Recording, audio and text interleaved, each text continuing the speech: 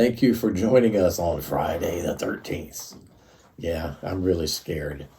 Um, Sometimes I deliberately walk under ladders, just to kind of make a point. But that doesn't have anything to do with what we're talking about today. But 1 Corinthians chapter 1, verses 20 through 24, the Apostle Paul is still addressing the idea that people who were divided within the church at Corinth, I'm of this one and I'm of that one, that it was because they thought that they had a better understanding than the others. And the Apostle Paul is saying, you better get into the revelation of God and just learn what God has said as opposed to what you have thought. And so 1 Corinthians chapter 1, verses 20 through 24, where's the wise man? Where's the scribe? Where's the debater of this age? Has not God made foolish the wisdom of the world?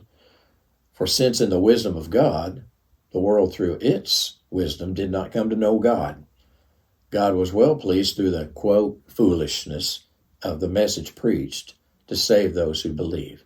Remember, unbelievers think the gospel is silly, but it's the power of God.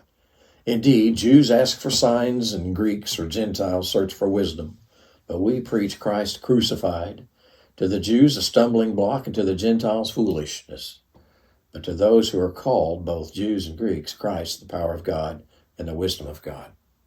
Jews looking for a sign. Why was he saying that? Unbelieving Jews in the day of Jesus saw miracle after miracle, saw the righteous life, heard the authoritative teaching, and they never had enough to believe. The greatest example to me was in John chapter 6, where he fed the 5,000 with 5 loaves and 2 fishes.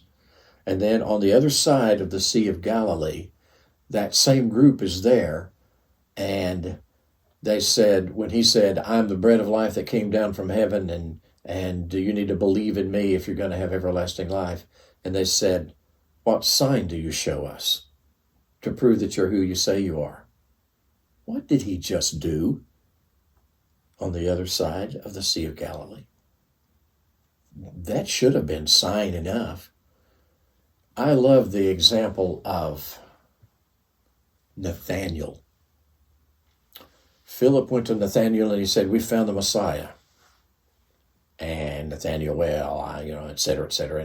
And so Philip takes Nathanael to Jesus, and Jesus said, oh, an Israelite indeed, in which there is no falsehood. And Nathanael said, how do you know me? And Jesus said, well, I saw you when you were sitting under the fig tree. And of course, Jesus didn't physically see Nathanael.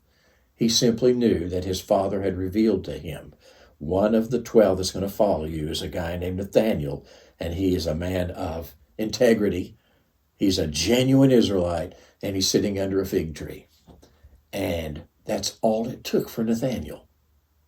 He said, you're the Son of God. You're the King of Israel. That's what we're talking about with faith. Faith doesn't need a whole lot of proof. There's plenty of proof out there, but unbelief never seems to have enough. That's the Jews seeking for a sign. The Greeks, philosophy in Acts chapter 17, the Apostle Paul sees all kinds of tributes to all kinds of gods, and he meets with all of these philosophers on the Areopagus. It's this hill where they would get together and argue about these different things. And the Apostle Paul said, I want to talk to you about the unseen God. He doesn't dwell in temples. You can't limit him to some kind of a statue or something like that. And he calls on every man everywhere to repent.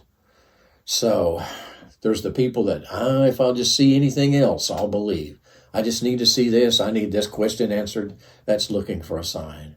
And then there are others. I'm too smart to believe in a creator. I'm too smart to believe in Jesus. You know what? I'm getting on up there in years. And I have not yet met an atheist who didn't think he was smart, or who at least didn't want other people to think that he was too smart to believe in God. It's not smart at all. It's foolish. As a matter of fact, I'm going to use the word stupid. Have a great day.